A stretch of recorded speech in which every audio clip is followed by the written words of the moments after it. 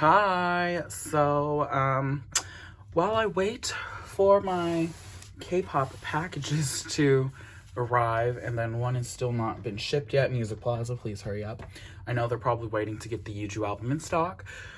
We're gonna do my January manga collection haul.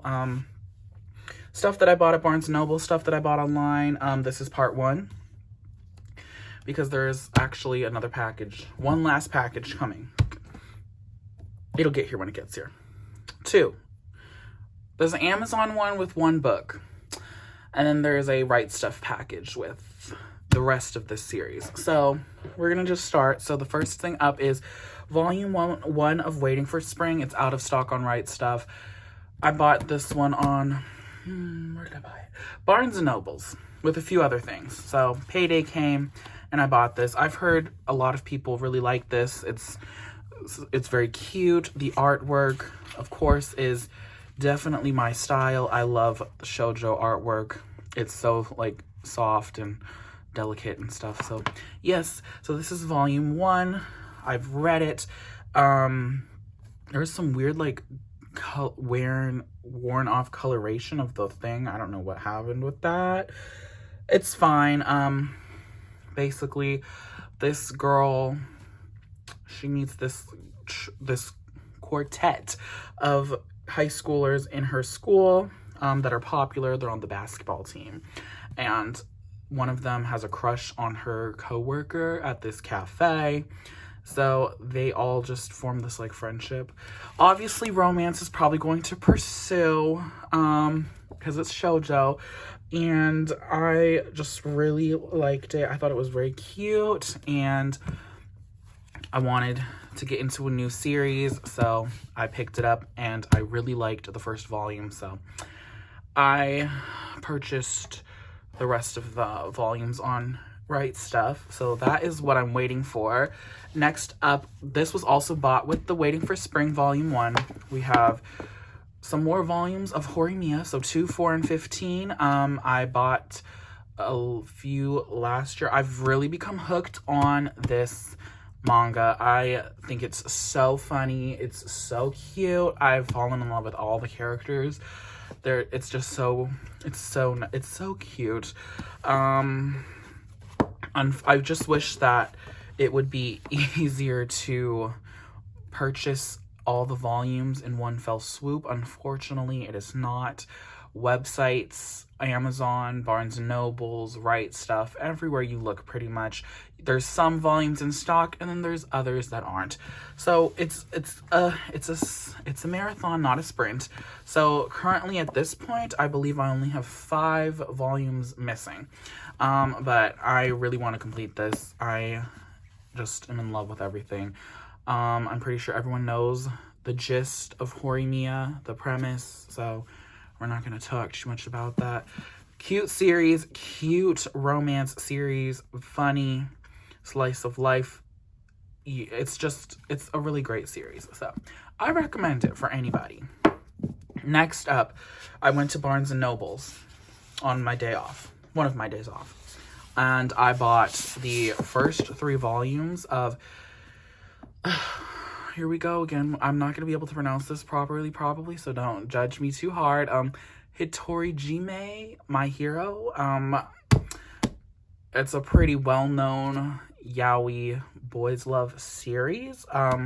It pertains to our protagonist, this high schooler. I believe he's 17 in the start of all the events and happenings, and he starts a relationship with his best friend's older brother, who works as a teacher, and there's a 12-year age gap, so he's a minor, he's an adult.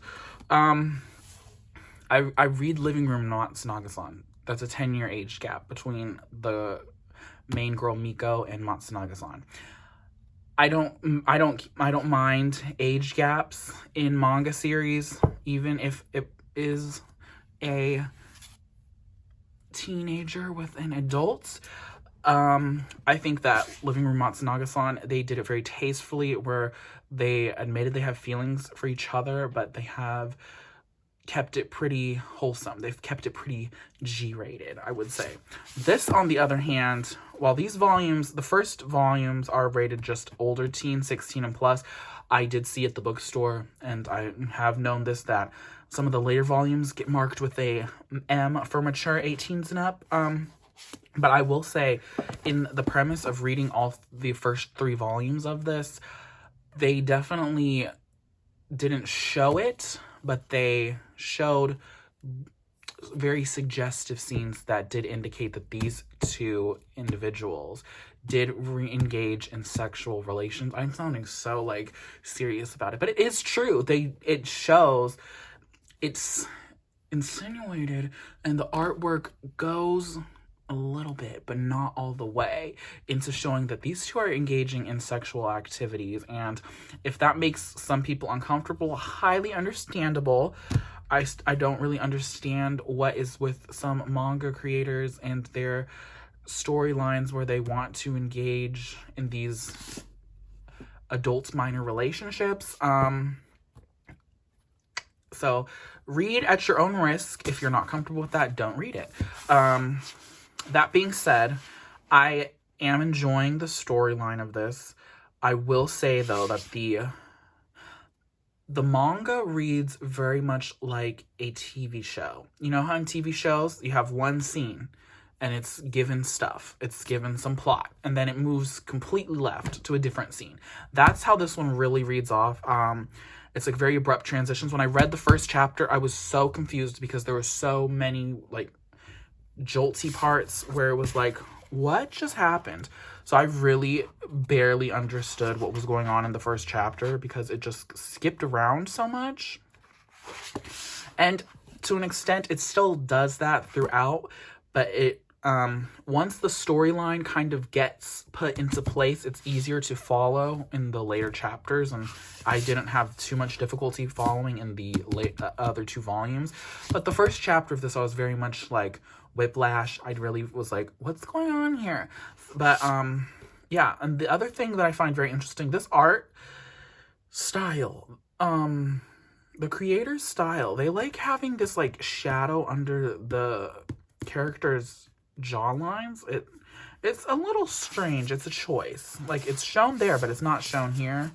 But if you look in the manga, it is shown. I don't know what's up with that. I really don't. But it's funny. It's cute in some parts. It's a little racy in others. I think it's like a solid boys yaoi series.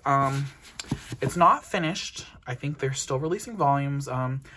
But I am intrigued. I'm not sure if I want to complete the series or keep up with it, but I do want a few more volumes to see how I am going, because I feel like I've now gotten hooked in on the storyline. Yeah, it's very interesting because the art style is not as soft as a shoujo, but it's not as it's not as sharp as like shonen. I would say it kind of borders in between the 2. It's okay. I got the 2 characters confused a little bit because they look pretty much damn near identical. So, at least in the drawing. So, our main character, Mashiro Satagawa, there were some scenes where they would show him and then they would show him, and I'd be like, are these 2 people? I got a little confused. Differentiating the 2 of them was just a tiny bit difficult, but other than that, enjoyable, and I would like to see where this continues to go. And I really like the covers. The covers are all very nice. So we'll see what happens with me and this series. I'm not disregarding it, but I'm not entirely sold just yet. And then the last 2 things I bought at Barnes & Nobles were Wotakoi, Love is Hard for Otaku, volumes 1 and 2. So I didn't know that the English versions combine 2 volumes of the original Japanese edition. That's fine. That's why they're more expensive. So this combines volumes 1 and 2, 3 and 4. So it basically centers around two couples for now. There's a third one. These two, they were childhood friends. They work in the same office. These people, they also work in the same office. They're all co-workers. And him, and her are all otakus in some form or another. They have different interests, different avenues, but they all connect on being otaku. And this was so funny. I really enjoyed this so far. It's very cute.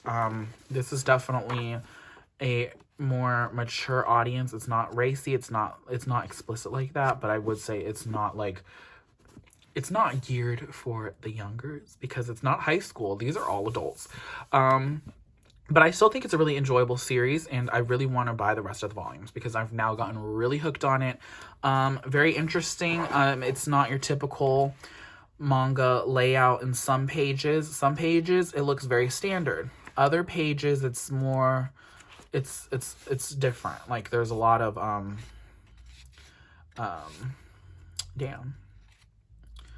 there's a lot of things that go kind of just like this, you know? I think the artwork is very gorgeous in this, though. He is so cute. If I have to have a crush on anybody in this damn thing, it would be Nefuji. I think he is so cute. He is tallish, and he is just... He's doing things. But not to say that Kabakura Sensei isn't doing things either, because he's doing things too. Just not as much as him. There is some parts in here where if you're not big on like Japanese anime, manga, gaming culture, you'll kind of be like, these references. I am like that. I'm not all in the know-how of a lot of things, but I did appreciate that at the ends of the things, there's translation notes. So if you're like, what the heck is rare cat or whatever, it tells you, it gives you some translation notes. Oh, there's also translation notes in this as well, but I didn't need those as much as I needed them in here because there's like some manga anime references and terms that I was like, what's that? Like doujinshi or something. I was like, I don't know what that was when I was reading it, but I like this. I am very intrigued. I think all the characters are very unique, and I am definitely excited to buy the rest of this eventually. I think there's only going to be a total of 7 volumes, for my understanding. 6 or 7. One of the two in English pressings. The last one has not come out yet, but I think the other ones have all come out. Something like that, right? Okay, so that is it for this first part of my manga haul in January. Honestly, I don't think I'll be buying as much as I did in January for February. We'll see. There's some K-pop releases that actually have priority over manga. Manga is a second hobby for me. It's not my priority. K-pop, still my priority, baby. Yeah, but I am enjoying what I'm buying so far. Very nice. What is with all the like romantic series having white spines? Is it because it's like pure innocent? But I saw like someone's bookshelf. The spines of this one all together, it's a collage, it's rainbow, it's colorful, and it's immaculate. So thank you for watching this, and I'll see you on the part 2, which will be in the same video. So I don't know why I'm trying to say bye now, but transition mode. Boop. And we're back, part 2. So I got my right stuff and mangas and my 1 single volume from Amazon. So I got Pokemon Legends Arceus. So far, brief side note, I think the game is so cool. I love this new idea for Pokemon, and I think it's a game changer for them. I have not gotten very far yet, but I'm here for it. So let's move. I'm moving this over here for later purposes. Move on. So with that, I got the 3rd volume of I Cannot Reach You by Mika.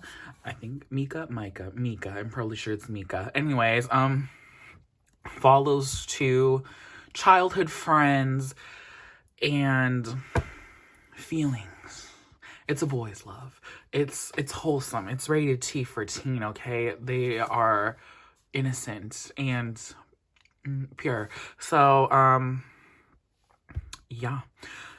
This volume centers around them mainly going to Kyoto for their last high school trip. And it's just a lot of cute fluff and a little bit of angst, a little bit of feelings are involved, and I have been enjoying this series so far. I have volumes 1 and 2 already, and volume 4 comes out in a few months, or a few months, I think. But really nice. Super beautiful artwork, like gorgeous art, you know? Gorgeous art. This looks suggestive, but don't get it twisted. So I'm excited to see where this goes, because this volume, I finished reading it this morning. It ended on a pretty good cliffhanger. So excited to see what happens next. So I Cannot Reach You, volume 3. And you had already previously saw that I had bought volume 1 of Waiting for Spring from Barnes & Nobles. Well, my Right Stuff package came in, and we have volumes 2 through 14. So I now have the complete set of Waiting for Spring. Super nice. I love these spines. The pastels, the bright colors. This gives me very much candy. It looks like candy to me. I just think it's so pretty. It's so pretty, right? Very pretty. Very gorge. So this just came in the mail today. I'm super excited. So I've already read volume 1. I'm excited to binge read the rest of this. You know, given me on my day off, I'll probably end up reading the rest of it in one fell swoop. So unfortunately for this video, I can't tell you exactly what happens because I don't know. And if you spoil it, collect these hands because they work. So volume 1, very cute. He's the cutest one to me so far, but he's second cutest, I think. Volume 2, Snazzy Faye.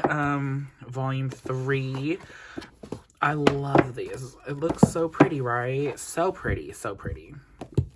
Volume 4. What is this? Put that away. Volume 5. Volume 6. Gorge. Oh, look at the backs. Look at the backs. Look at the material. You can be the judge of it. Gorgeous. Oh, fantastic. I'm super excited to get into this. Okay. Volume 6. Volume 7, we get some little, like, I don't know, fan service, couple covers. That was volume 7. Yeah. Volume 8 on it. Very nice. Volume 9. Lovely. Volume 10, or whatever. Volume 11. Based off of who's on the back of these ones, I'm pretty sure it's a love triangle, and we love a love triangle. Coming from the K-drama world, love triangles, they're a thing. Volume 13. And lastly, volume 14, everybody enjoying life. Oh, everybody was enjoying life here too, but everybody's enjoying life here as well. So volume 14, oh my gosh. So I'm very excited to read this. I think it's going to look so pretty on the shelf because these spines give me life. So thank you for watching the rest of this video. I know it's shorter than the other one because I have not finished reading everything, so I can't give, like, my thoughts and opinions. But I'll see you on the next video. Bye.